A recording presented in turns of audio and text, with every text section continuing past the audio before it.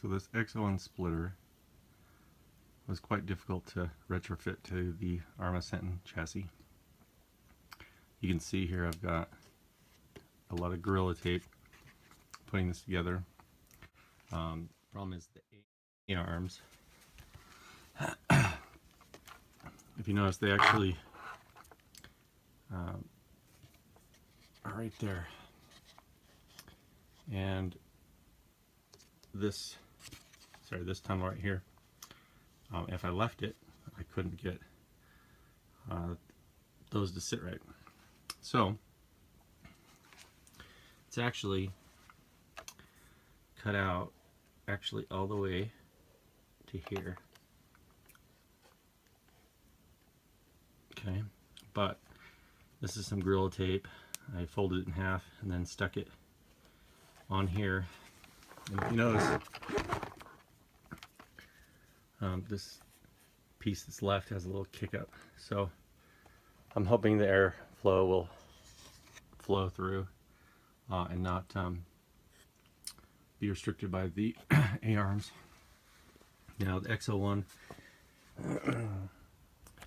side tunnels are too long, and so I meant to make one cut. However, day one I made an incorrect measurement and cut it too short, so I had to essentially fill that. And if you notice, I mean, I've gap filled it with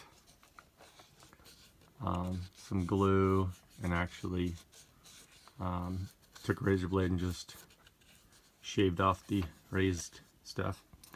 And you know, I've got these screws protruding as well. Now, to mount it on the chassis, the problem with this is that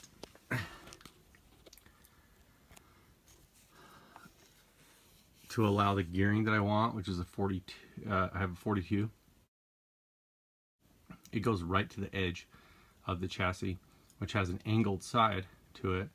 And so for me to get these to sit flat, which they still do not, I had to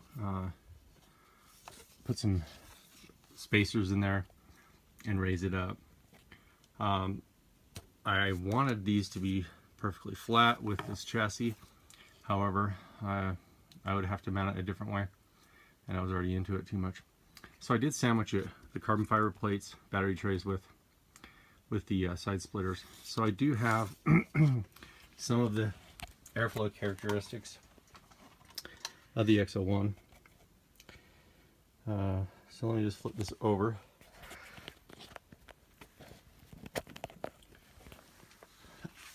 So as you can see here, here's the carbon fiber top plates, and here's the nuts that go on those screws to mount to the chassis.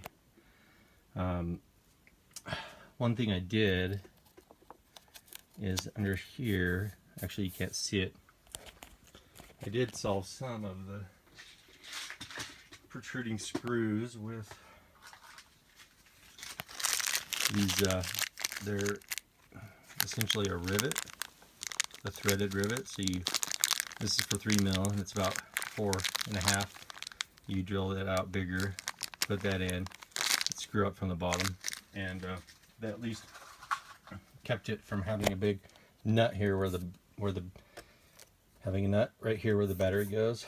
That was creating an issue with getting those down. So if you notice, you know, this front splitter runs underneath, and I had to, I cut out quite a bit to get this to fit. And like I said before, you know, this should be a little more level. It's kicked up. That's as good as I could really get it, but and I've also got some space here. I'm not sure if I'm going to fill it or not. They're smaller in the front than in the rear, so if air goes through there, technically that should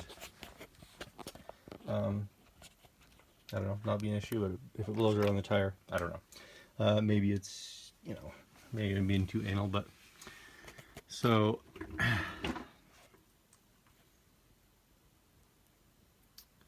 now for the splitter, I left this.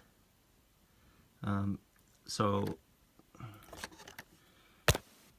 the XO-1 splitter, I mean, has a direct connection here with the side tunnel. That's why I cut it in the middle, you know, rather than on each end, because this actually has a joint.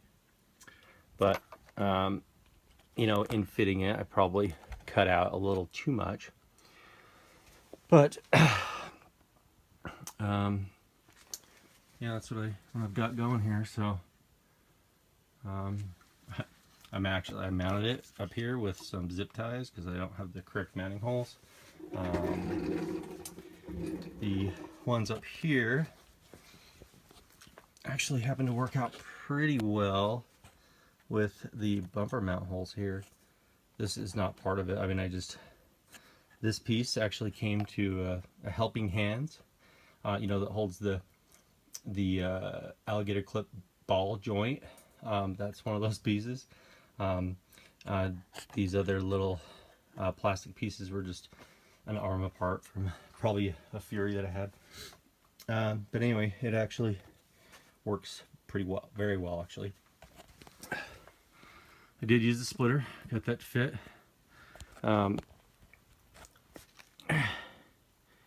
And you know,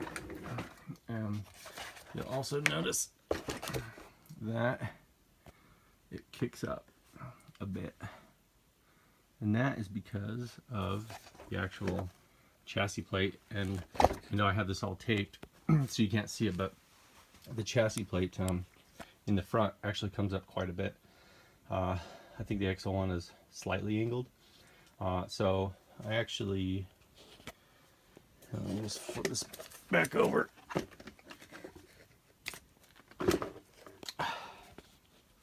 This is covered here, but I actually have a aftermarket aluminum plate covering for this. But so I had to essentially carve out quite a bit of the splitter to get it to set far enough back so that it would be in the right position. You know, we don't have any issues with turning here. And then I did have to cut out quite a bit here to allow for some turning, and actually they're cut a little bigger, so I'm going to put some foam tires that are even 10 millimeters bigger than these high velocity GRPs. So I'm hoping that this will not create too much of an issue. You know, I could fill it or tape it or something, but I'm not sure if that would really make that much of a difference. So that's the retrofit. It's kind of ghetto, but you know, I think it'll work, and I guess time will tell if I can get this up to speed and it doesn't lift off on me. So anyway, hope this helps.